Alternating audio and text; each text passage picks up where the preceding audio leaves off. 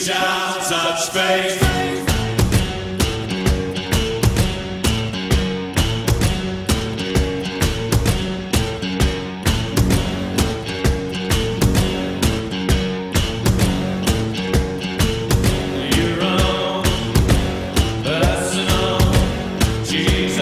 Esto es Ensalada de Tópicos, somos opción original y diferente, sin tapujos ni mordazas, y hoy trataremos el tema de una mal llamada reforma educativa y que tiene en cese a 53 maestros acá en Sonora y a una niña fuera de una guardería por ser hija de maestros disidentes a esta reforma educativa. Y para analizar este tema nos acompaña la maestra Marcela Zazueta, quien forma parte del movimiento magisterial sonorense.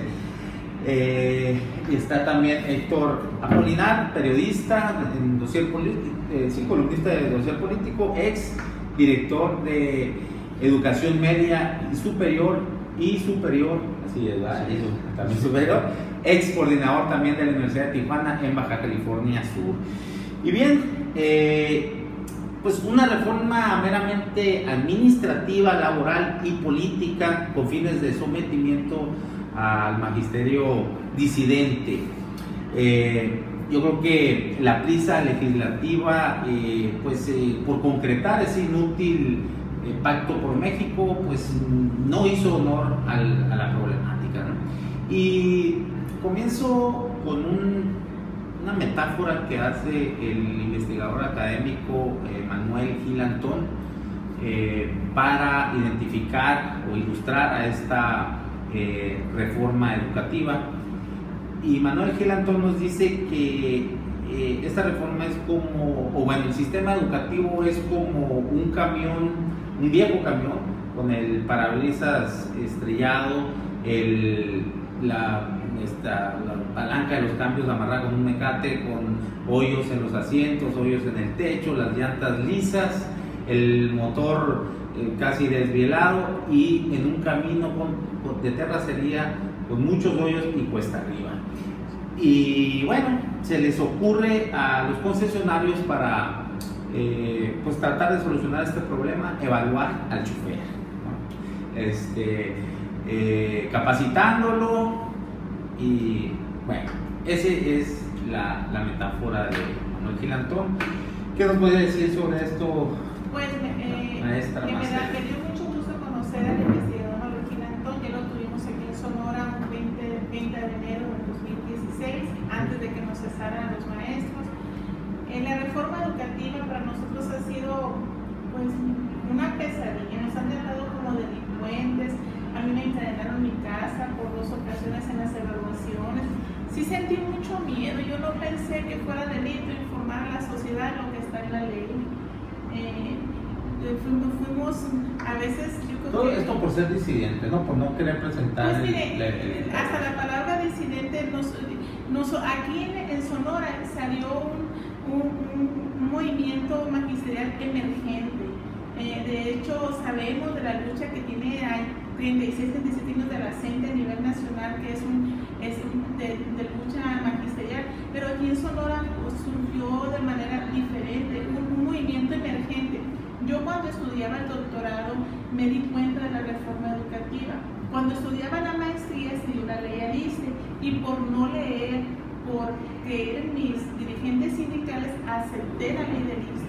Y yo ya después vi las consecuencias de los años en servicio y de lo mal servicio que se hizo. Entonces dije, no me puedo, si estoy preparando, no puede ser que no lea lo que es la reforma educativa. Había muchas preguntas a mis maestros que tuve en ese entonces, no había respuesta. Entonces lo que hicimos, nos fuimos uniendo varios grupos de maestros y fue surgiendo el movimiento magisterial en Sonora, que pues tomó su fuerza y sigue permanente, a tal grado que en el momento de las evaluaciones, pues al que despiden es el delegado de la CEP aquí en Sonora, cuando no logró su objetivo de quitar las clases a tantos maestros. Y fue donde nos encadenaron a casa a 4 maestros y a mí. Encadenaron. Mi casa tiene cochera, ya nosotros ahora ya damos crédito a que días antes ya me habían estado siguiendo a mi carro, ya los tenemos ubicados. Entonces mi casa tiene cochera y en el medio pues están las rejas y hay una cadena pero grande, muy gruesa, con un candadote, y salíamos a las 4 de la mañana para irnos a la evaluación. Yo, pues, ¿cómo le diré? Lo que íbamos era informar al magisterio que no se evaluara porque perdía su casa, pues.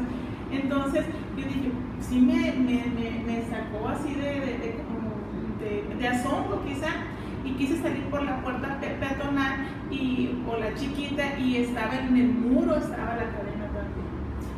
Y los que me pusieron la cadena estaban en la esquina, eran 3 personas.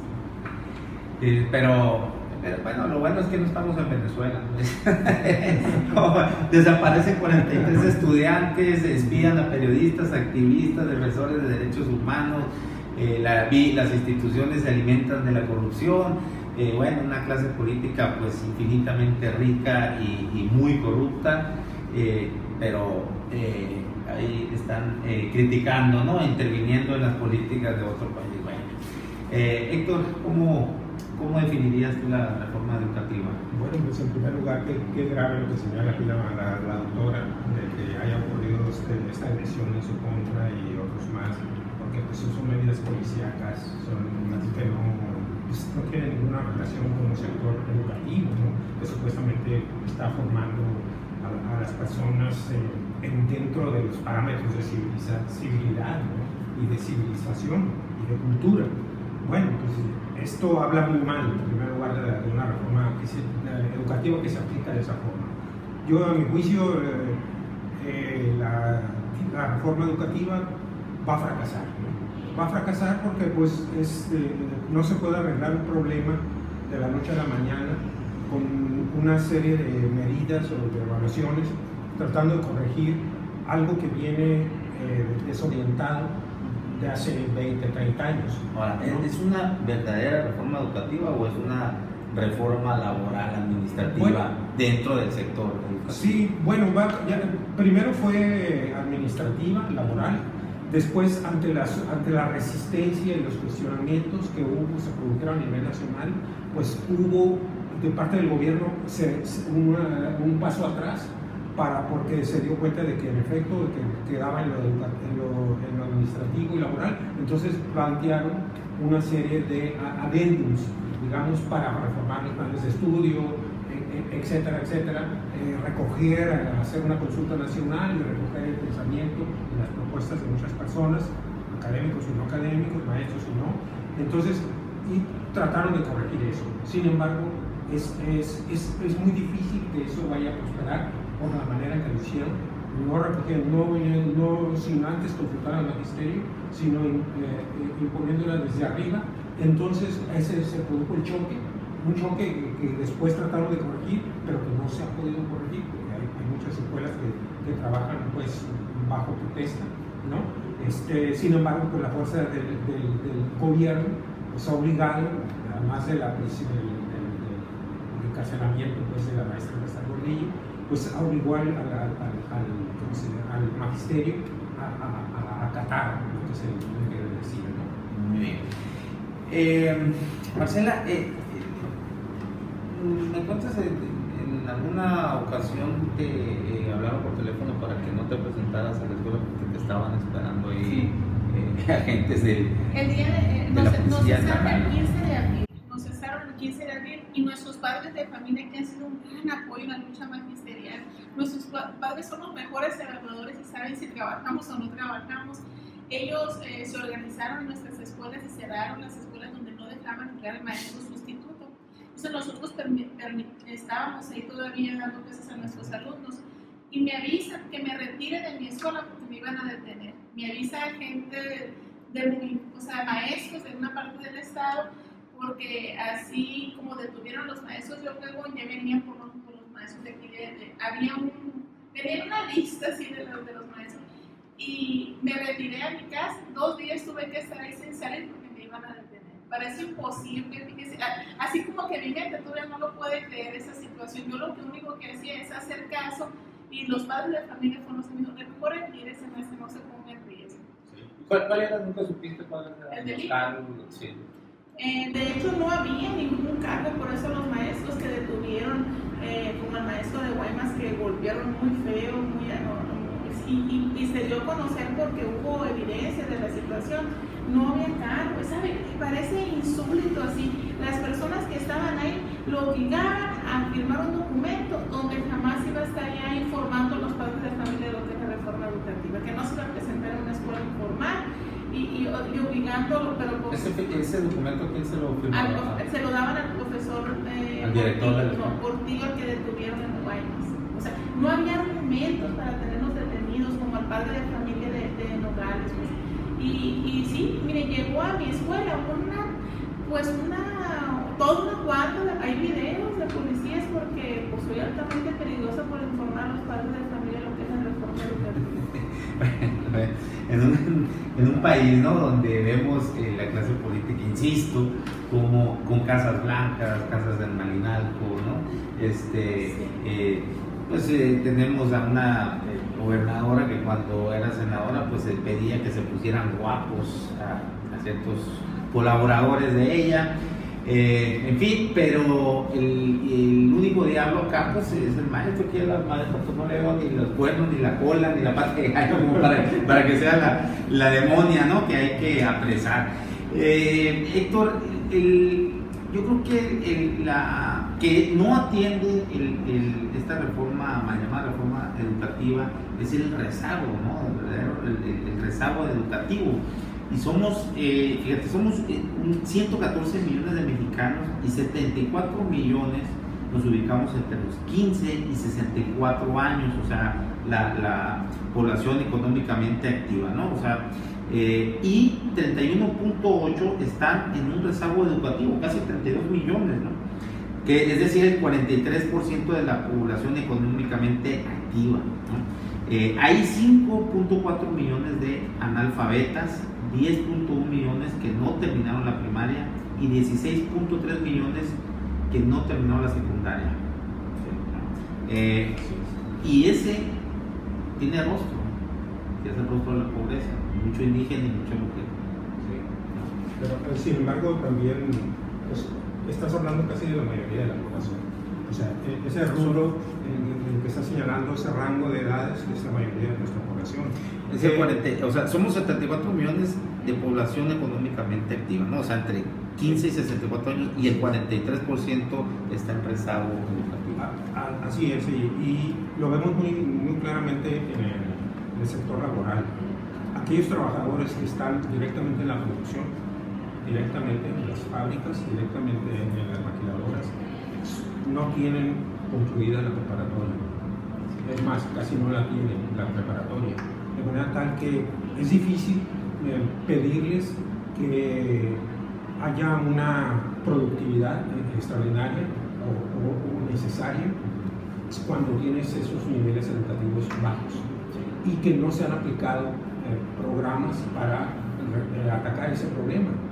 Y ese problema lo tenemos en el sector que está trabajando, ¿sí? Que está trabajando. Y el sector más educado, digamos, pues tiene a los sectores en desempleo. Entonces, el problema es decir, cómo la reforma educativa, entre comillas, que busca preparar mejor a la población, va a tener resultados. Si lo que están trabajando hoy no tienen acceso a mayores niveles educativos, tienen tal vez secundaria terminada y algún semestre de preparatoria, pero la mayoría no tiene preparatoria. Y de ahí un alto porcentaje de lo que se le llama analfabeta funcional, que no logran comprender lo que leen, no relacionan, pues, ¿no? La lectura. Maestra, bueno, yo creo que es una evaluación controlada, ¿no? Para todo, muy uniforme para todo el país. Yo creo que no se puede calificar igual a un maestro de una zona urbana a la de una, no sé, de que esté en la sierra o un, para dejarlo más claro, un maestro de la sierra de Oaxaca con uno, vamos a hablar de aquí de Hermosillo.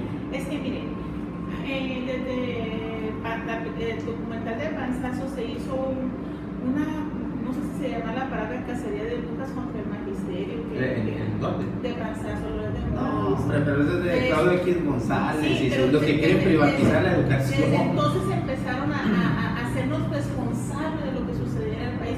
Los maestros no estamos en contra de una evaluación. Si yo, pues no me sirve para presumir un doctorado, vengo de un pueblo del sur de Sonora, que mi papá lo que dijo, la única herencia que te voy a dejar es el estudio, y seguí estudiando porque era la única salida del pueblo, por prepararse. Y me encuentro con esta situación. Una evaluación no es tenerle miedo, o sea, no es la evaluación de la reforma educativa, es el mecanismo de sentarte en la computadora y entrar a conocer tus datos, lo aceptar, es el crear tu casa y entrar en la ley servicio profesional docente en un contrato de 1, 2 o 3 o 4 años según las condiciones políticas que tengan. Ahorita la reforma educativa coincide con el maestro. La reforma educativa no tiene la dimensión que Chauffeur dio a conocer de que tantos maestros iban a estar evaluados.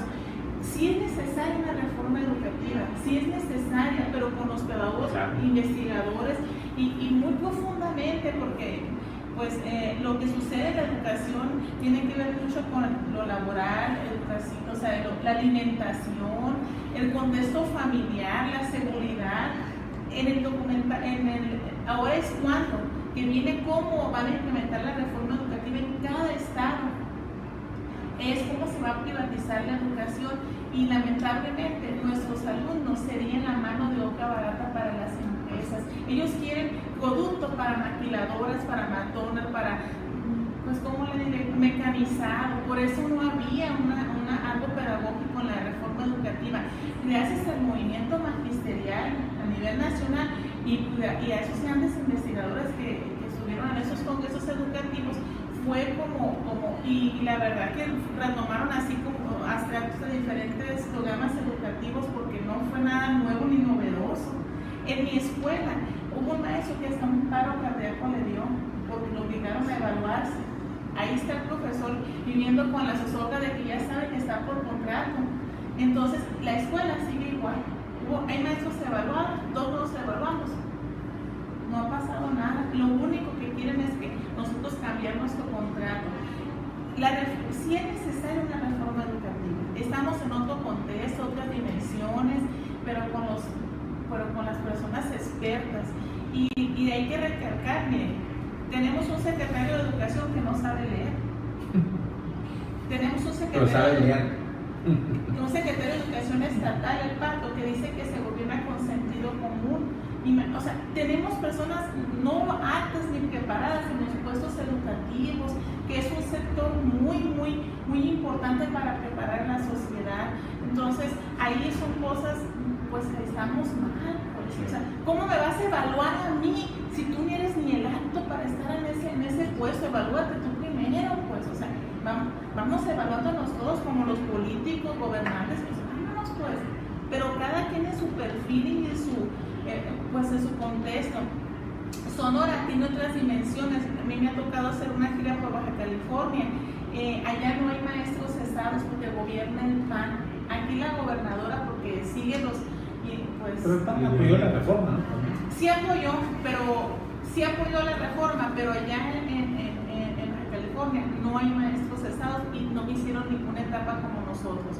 Allá no hay. Aquí sí hay, y lo hacen como si fuera algo galardón en el primer lugar de la represión del magisterio en Sonora. Si estamos viviendo como si estuviéramos en Oaxaca. En las evaluaciones hubo ganaderos, se golpearon con los profes.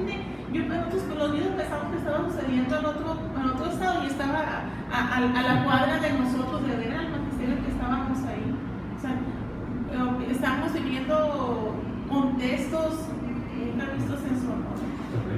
El tener a un secretario de Educación que le digan, pues, técnicamente pues, no tiene nada que ver, ¿no? Pero sí tener a un secretario patito en un rubro tan importante como la educación, ahí sí está claro, ¿no?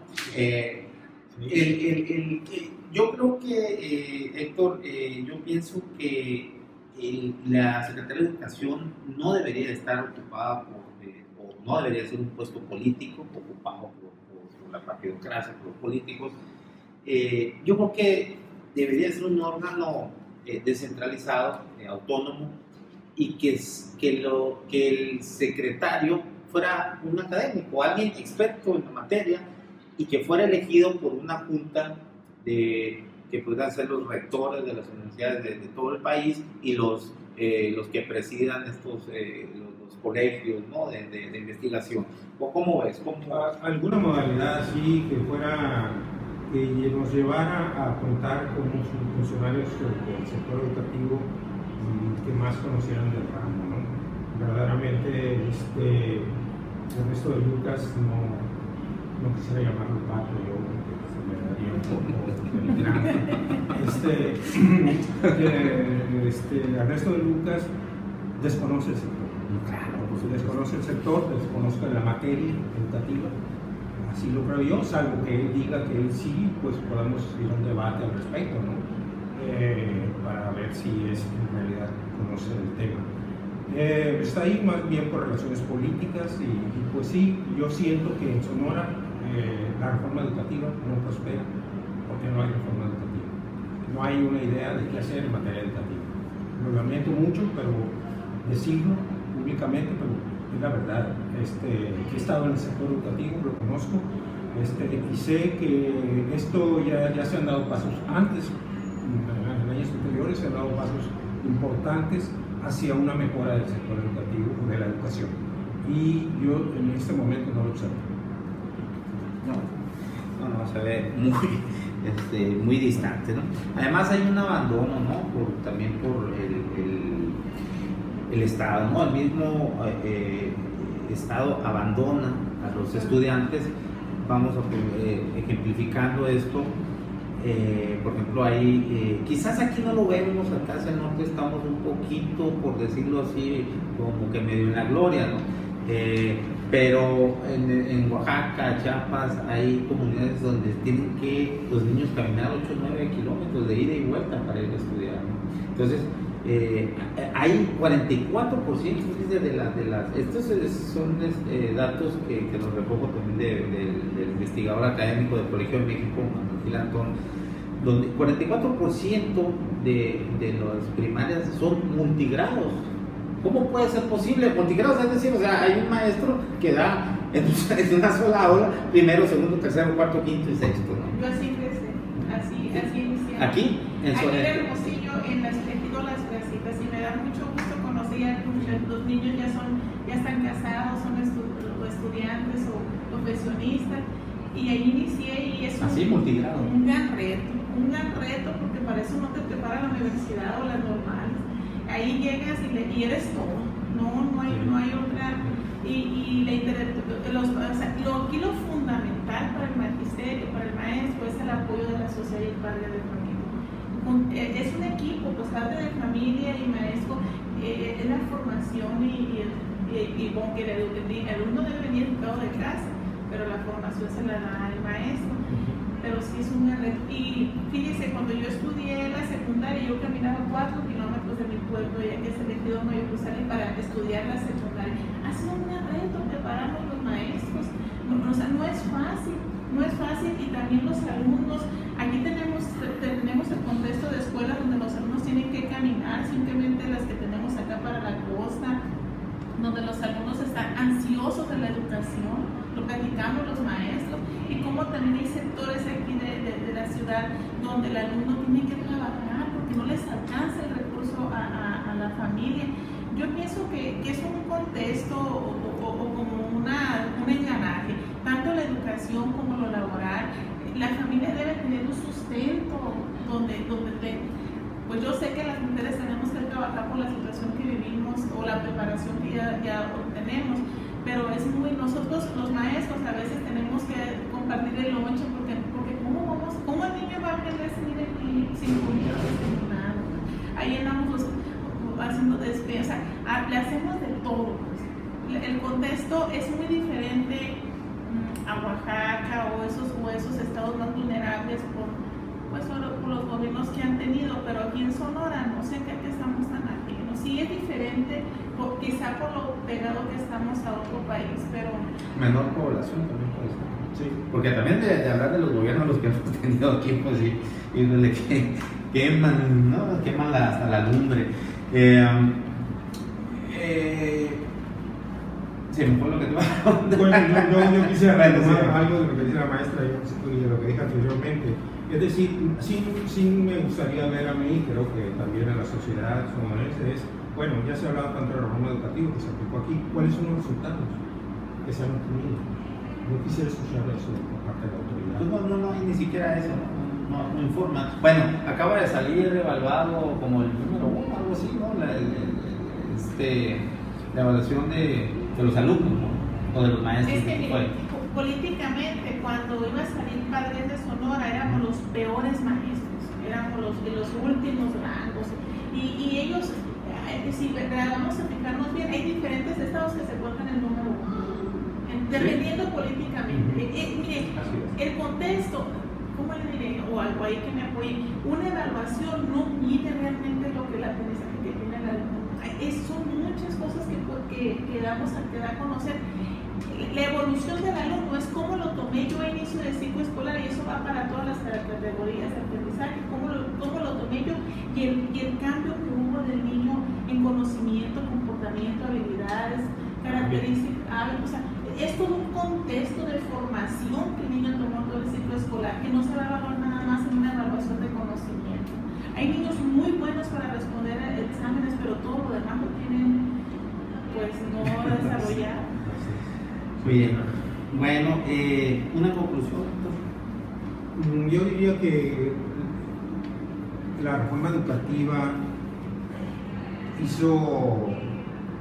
intentó, digamos, modificar la educación a nivel nacional, pero creo que el enfoque nacional en un país tan grande fue errado, que debió haberse escuchado a las regiones, a los estados, todo lo que se ha avanzado, porque sí se ha avanzado en el transcurso del tiempo, al esfuerzo de los maestros, directivos, a los padres de familia, etc., que todo eso se debió haber recogido. Y entonces plantear un programa de cómo avanzar, ¿no? Cómo avanzar y las metas que había que lograr, de acuerdo a lo que se buscaba, un plan de desarrollo o X, ¿no? No se hizo así. Se elaboró primero por expertos y después se intentó poner, ya vamos a ver en casos como a la fuerza, y por ahí está, creo yo, el camino del fracaso. Y esa sería mi conclusión. Yo no le veo que vaya a haber buenos resultados. No sé en cuántos años lo están midiendo las autoridades, en cuándo habrá resultados, pero no los veo venir por esa falla metodológica, digámoslo así, de cómo se aplicó, cómo se elaboró y cómo se aplicó la reforma. Coincides también que va muy encaminada hacia privatizar la educación, por lo menos lo más que se pueda. Bueno, no, lo más que se pueda, sí, tal vez, ¿no? Pero el sector, ya en la educación, no creo que pueda el sector privado hacerse cargo de un aparato educativo tan enorme que exige tantos recursos, etc. No creo. El sector empresarial nacional, pues está muy mermado, está muy concentrado, muy concentrado el poder económico, de manera tal que no veo yo los grupos o los empresarios que puedan hacerse cargo de eso. No lo veo. Conclusión, ¿no? Nada más para contestarles, sí está muy pues empresarios, está un grupo dirigido por Luis González, que ya no están como presidente, hubo unos cambios, pero sí tienen planteado apropiarse de las escuelas, donde padre de familia, tenemos un documento que salió en Campeche, no está en las redes, en el 2013 se dio, entonces ahí está como capacitan al padre para poner el switch, para pintar, para esto, donde el padre de familia, sí, y también donde las cooperativas, ya aquí en el municipio tenemos el conocimiento donde se está llevando hasta escrituras de escuela, es cuando se apropian las empresas, como que se hacen, como que arropan la escuela y el padre de familia se va a estar haciendo cargo. Que adoptan, que adopte una escuela. Algo así, pero legalmente, con escrituras y todo eso. Entonces, los empresarios son los que están presionando a la gobernadora y a Peña Nieto para que nos despidan a nosotros para entrar al contrato. O sea, la reforma educativa, el objetivo es adelgazar la nómina magistral. y entrar en un contrato sin derechos. O sea, artículo 73, o sea, hubo cambios en el artículo 3, se le puso la palabra calidad, que nuestros alumnos no es una mesa, no es un refrigerador, porque entra a lo empresarial. O sea, tiene mucho, pero sí tengo los argumentos y los escritos para decirle cómo se apropian de las escuelas. Y yo lo que quiero terminar, un llamado a la gobernadora, porque sabemos claramente, yo tengo el documento que me mandaron de Federación de Gobernación, de Jaime Martínez Veloz, de Gobernación Federal, donde les pide al secretario de Educación y de Trabajo y a la gobernadora que vean nuestra situación de reinstalación, porque nuestro cese fue ilegal. Debió de haber primero en la ley civil pues una demanda para cesarnos. Lo hicieron como si fuéramos delincuentes, porque la cuenta está pendiente. Jamás nosotros habíamos pensado, ni estaba en nuestra mente, meternos en lo político electoral, pero ya lo estamos haciendo. Ya están recibiendo las respuestas en las escuelas. Diputado que esté ahí presente, que ya está en campaña electoral, y a la gobernadora, como se lo hacemos saber desde el 8 de marzo que fuimos agredidas las maestras cesadas, la hemos seguido y la vamos a hacer su pesadilla. Y ahí vamos a estar para que la sociedad se entere lo que nos ha hecho todo el magisterio. Lamentablemente es la única opción que nos dejan hacer como magisterio. Muy bien. Bueno, yo para cerrar, vuelvo un poco otra vez a la metáfora del camión. Creo que no tener el programa, la estrategia suficiente para arreglar el camino por donde transita ese camión y solamente tener una herramienta de coacción y amenaza para despedir justificadamente a los maestros o al chofer, en este caso en la metáfora, pues eso es una mentada de madre y es otra leperada más y insisto, mentada de madre para la ciudadanía, porque es solamente administrar la ignorancia y la pobreza para seguir viviendo del erario.